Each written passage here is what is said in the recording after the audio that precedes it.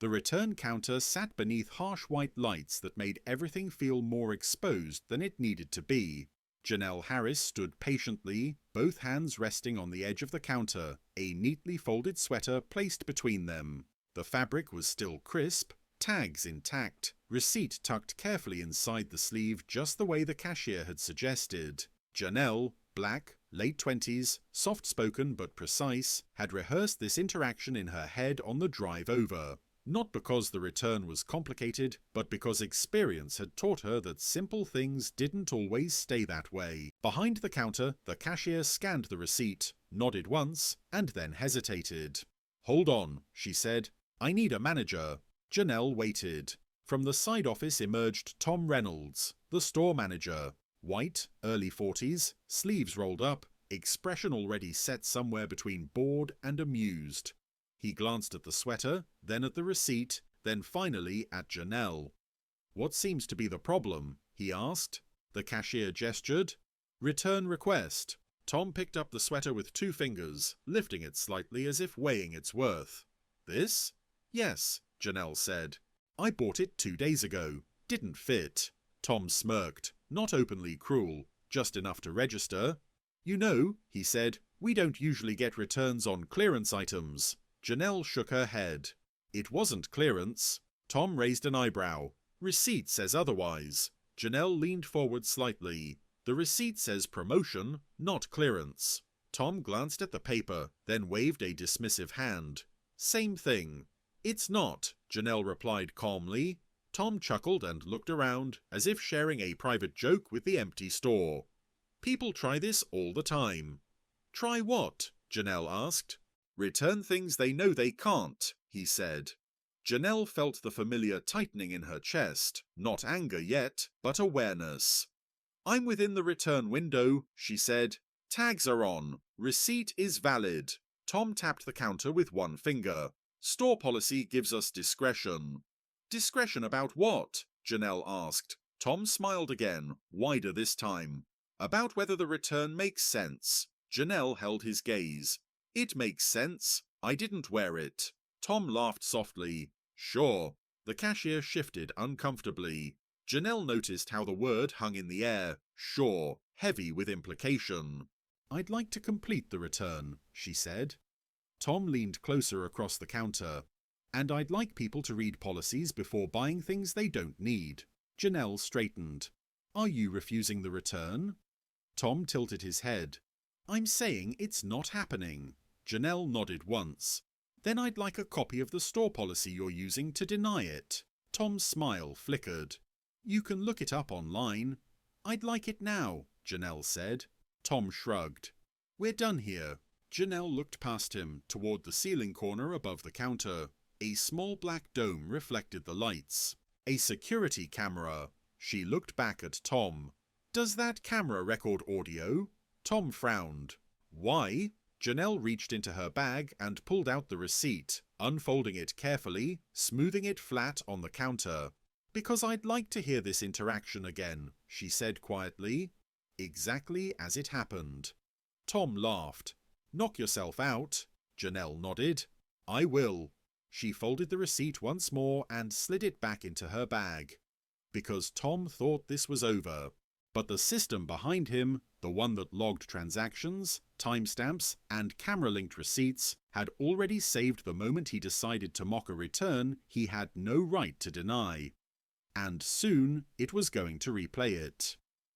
Janelle didn't raise her voice. She didn't argue further at the counter either. She simply stepped aside, pulled out her phone, and opened the store's app while Tom turned back toward the register, already signaling to the cashier that the interaction was finished. But Janelle wasn't finished. She scrolled calmly until she found the purchase. Date, time, register number, promotion code. Everything lined up exactly the way she remembered it. At the bottom of the digital receipt was a small line most people never noticed. Transaction linked to in-store security footage. Janelle felt her shoulders relax just a little. She tapped help and support. Tom noticed her still standing there and sighed loudly. "Ma'am, you're holding up the counter." "I'm not at the counter," Janelle replied evenly. I stepped aside. Tom scoffed. You got your answer. I got an answer, she said. Now I'm verifying it. The cashier glanced between them, clearly uncomfortable. Sir, the policy. Tom cut her off with a raised hand. I've got it. Janelle finished typing and hit submit. Return denied despite valid receipt and policy compliance. Requesting review. She attached the receipt number. Then she added one more sentence. Manager made dismissive comments and mocked the return request. She pressed send. Her phone buzzed almost immediately. Support. We've received your request. Reviewing now. Please remain in store if possible. Janelle looked up. Tom was already halfway to the office, keys jingling at his side. He stopped when he saw her expression. What now? He asked. I was asked to stay, Janelle replied. Tom laughed. They're not coming down here. Janelle didn't respond. 2 minutes passed, then the store phone rang. The cashier answered, listened for a moment, then looked at Tom. It's for you. Tom frowned and took the phone. This is Tom. His expression changed slowly as he listened. Janelle couldn't hear the voice on the other end, but she could see the effect. The casual lean disappeared. His jaw tightened. His eyes flicked toward the camera above the counter. Yes, Tom said. I denied it. Pause. Yes, I know the policy. Another pause. Longer. He glanced at Janelle again, this time without the smirk. I see, he said quietly. He hung up and set the phone down more carefully than necessary. Janelle waited. Tom cleared his throat. Customer support is reviewing the transaction. And the footage? Janelle asked. Tom hesitated. They requested the associated security clip. The cashier's eyes widened slightly. Janelle nodded. Good. Tom forced a chuckle. It's just routine. I'm sure, Janelle said, but she could already feel the shift. Because the receipt wasn't just proof of purchase, it was a key, and it had just unlocked the part of the system that remembered everything, including the moment Tom decided to turn a simple return into something personal. The replay was coming, and this time it wouldn't be filtered through his tone. The waiting felt longer than it actually was. Janelle leaned against a display table a few feet from the counter, arms folded loosely, eyes moving between the register, the office door, and the small black dome of the security camera overhead. The store was nearly empty, late afternoon lull, so every sound carried. The hum of the air conditioning, the rustle of hangers as the cashier pretended to straighten a rack. Tom stood behind the counter now, phone in his hand again, pacing a tight line between irritation and restraint.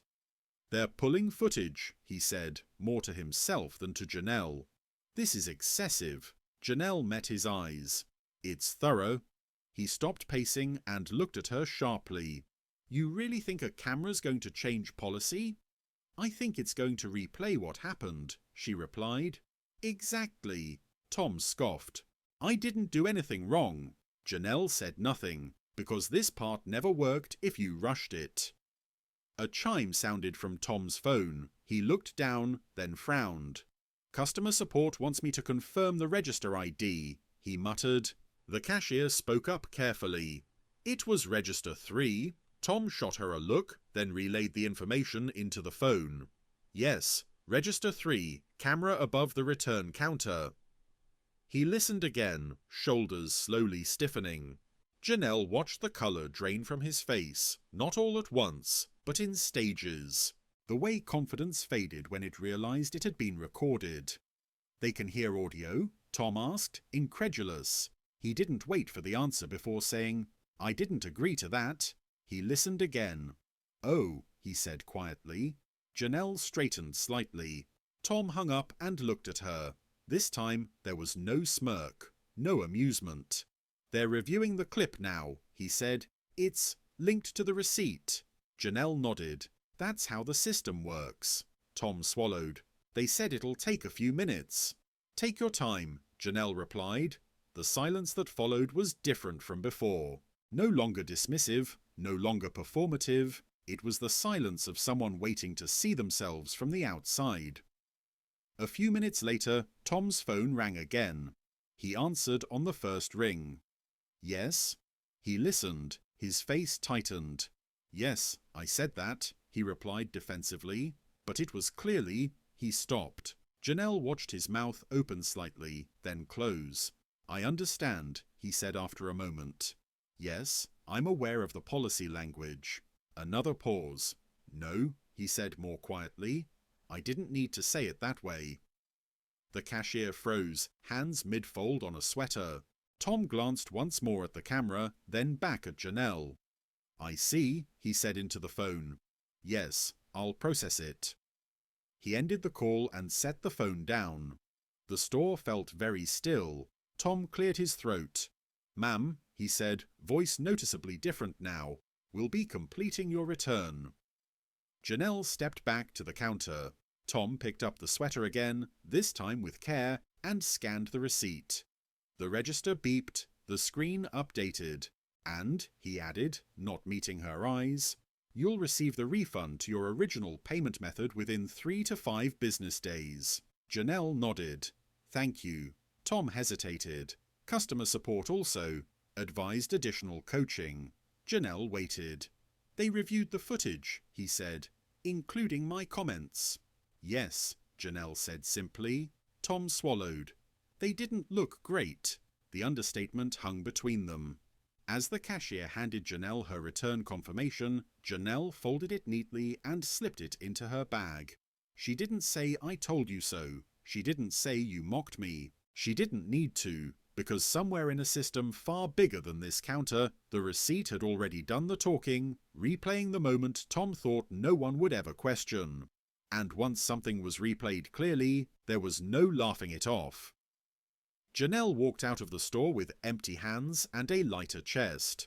The automatic doors slid open and the late afternoon air felt cooler than it had before.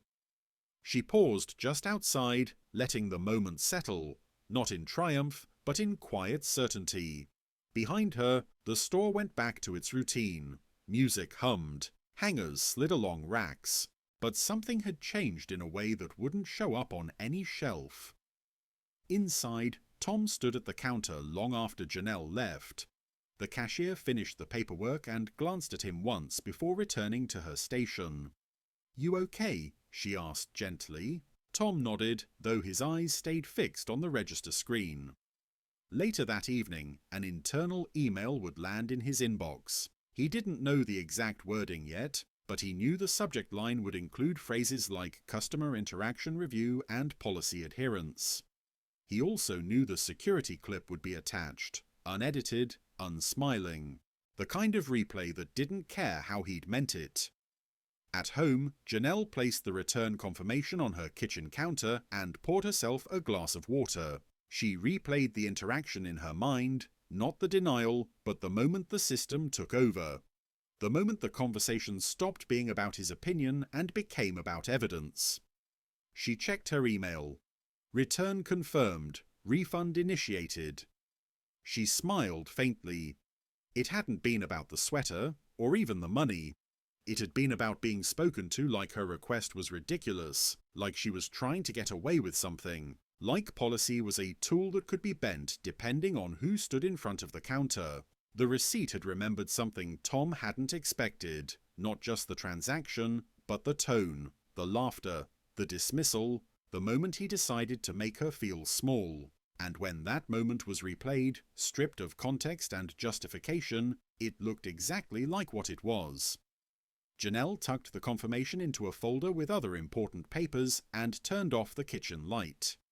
Next time she made a return, it would probably go smoothly. Most of them did, but if it didn't, she knew something now. Some systems don't forget, and when they replay the moment back exactly as it happened, the story changes for good.